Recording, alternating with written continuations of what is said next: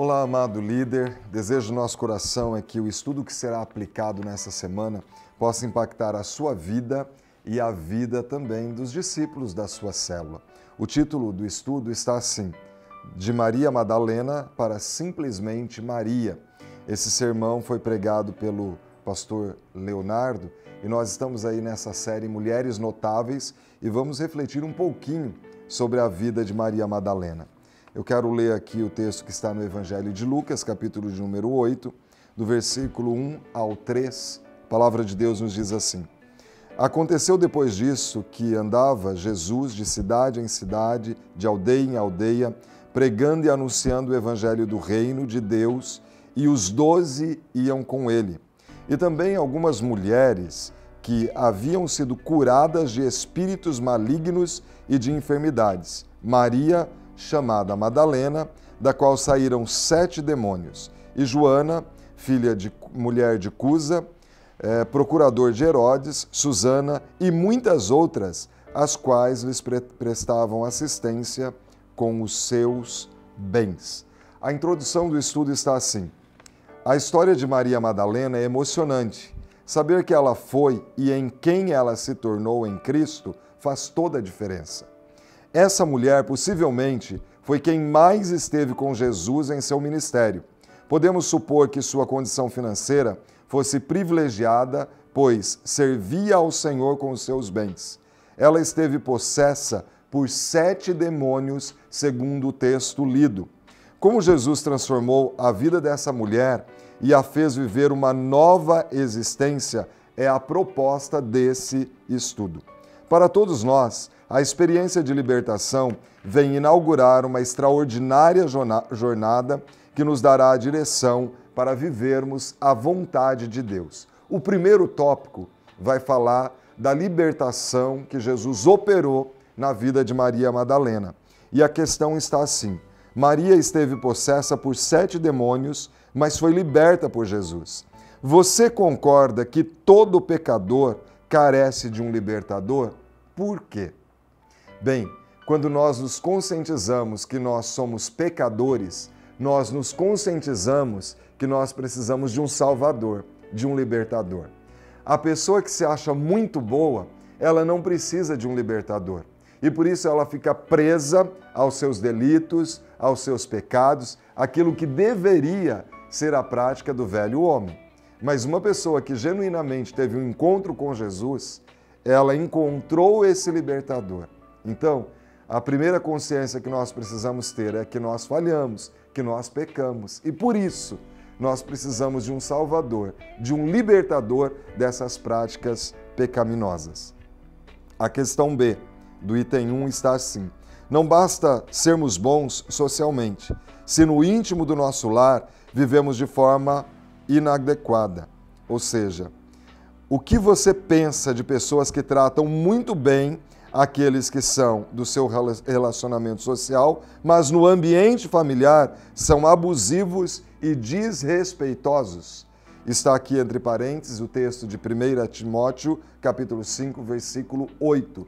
Esse texto diz que aquele que não cuida dos seus tem negado a fé e se torna pior que o descrente. Ou seja, a pessoa que tem essa atitude, que trata bem os amigos do trabalho, do seu convívio na faculdade, no seu dia a dia, mas trata muito mal as pessoas da própria família, é questionável a conversão, a salvação.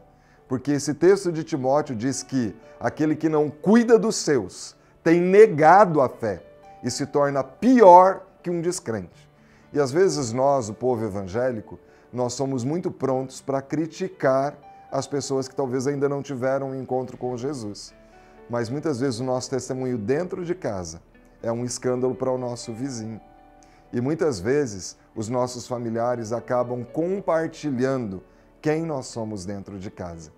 Então a verdadeira conversão começa com uma transformação dentro do nosso ambiente familiar. Essa é a nossa primeira célula, é o primeiro vínculo que precisa de cuidado e de pastoreio.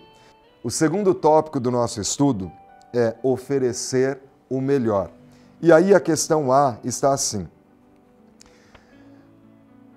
nas mãos de quem está o seu melhor? É um questionamento para nós. Onde nós temos colocado o nosso melhor? Porque tudo depende de onde nós estamos colocando as nossas situações.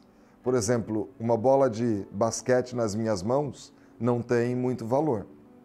Mas nas mãos do famoso Michael Jordan, nós temos ali um jogador de grande sucesso e que trouxe muitos títulos para o seu time. Tudo depende de quem são as mãos, onde estão essas mãos que eu e você devemos depositar as nossas causas. Quando nós queremos milagre, transformação, precisa ser entregue a nossa vida, o melhor que nós podemos dar ao Senhor é a nossa vida entregue nas mãos dele. Foi isso que aconteceu com Maria Madalena. Ela entregou o seu melhor, a sua vida, nas mãos do Senhor. E ela foi liberta de 7 demônios.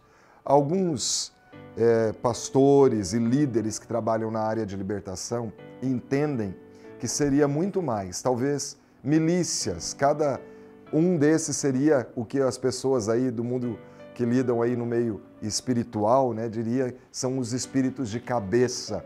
Ou seja, teria talvez 7.000, 6.000 demônios habitando na vida dessa mulher. Já pensou o estrago espiritual? Mas quando ela tem um encontro com Jesus, ela tem uma nova experiência. Então Maria entregou o melhor de sua vida ao Senhor Jesus. Não foram os ricos que sustentaram o ministério de Jesus, mas as mulheres de vida piedosa.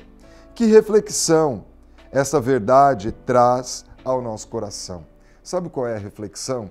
Que onde está o nosso coração, está o nosso maior tesouro. Não está errado ter posses, pelo contrário, que o Senhor te abençoe e faça de você um homem ou uma mulher muito próspera. A questão é, onde está o nosso coração? Quem é o Deus da nossa vida? Posses, coisas, dinheiro ou Jesus?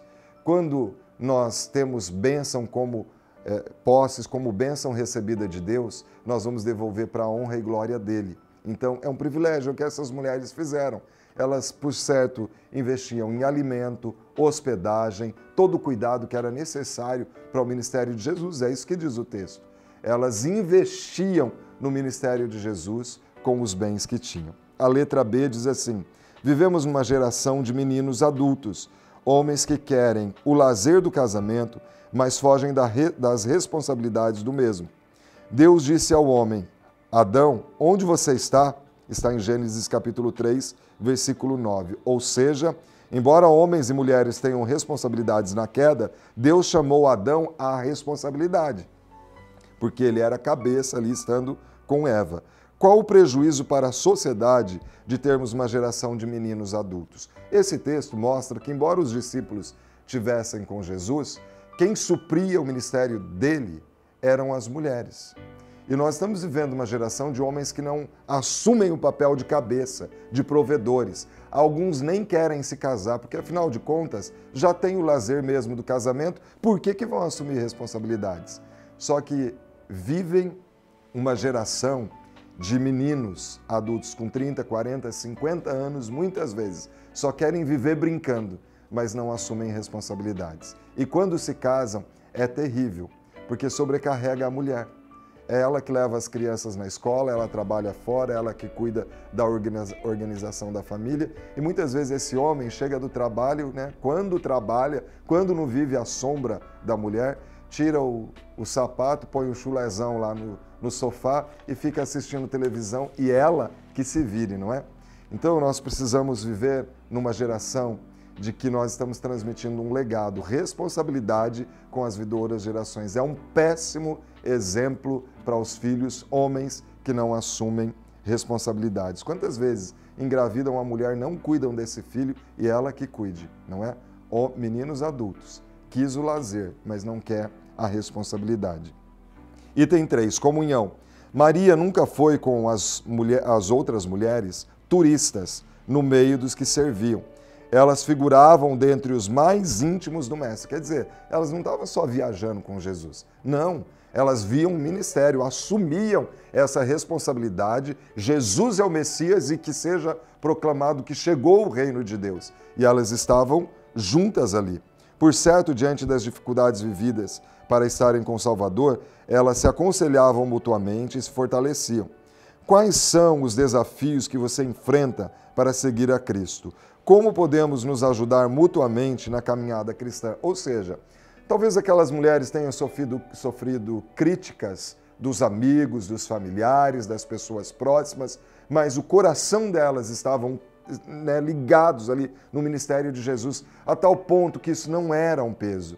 E eu imagino que elas se auxiliavam, talvez se tornavam intercessoras. Então talvez você paga um preço por seguir a Cristo. São amigos, são pessoas próximas que fazem piadinha, zombaria. Talvez o seu cônjuge, os seus filhos não sejam convertidos e isso seja um peso.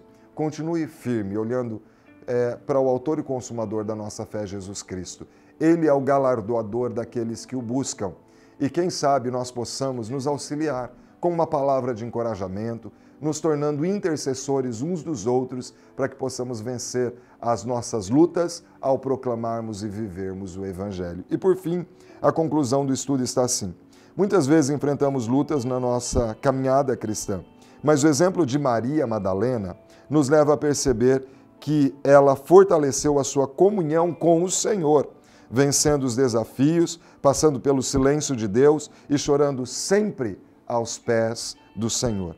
A intimidade com Deus só vem quando nós superamos uma fé meramente romântica e relacionar-se com Deus em intimidade trouxe convicção de uma fé viva que brota para fora e fez com que o Senhor Jesus a chamasse pelo nome Maria. Não mais Maria Madalena, simplesmente Maria, alguém íntima, alguém próxima. Ali saiu Madalena e ficou simplesmente Maria.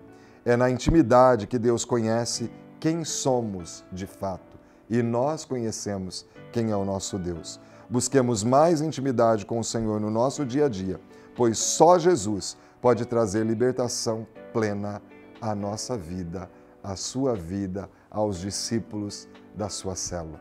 Que você tenha uma reunião abençoada, marcada pelo sobrenatural de Deus. O mesmo Cristo que libertou aquelas mulheres da enfermidade, dos demônios, é o que vai agir através do Espírito do Cristo que venceu a morte na sua reunião de célula. Deus te abençoe. Fique na paz.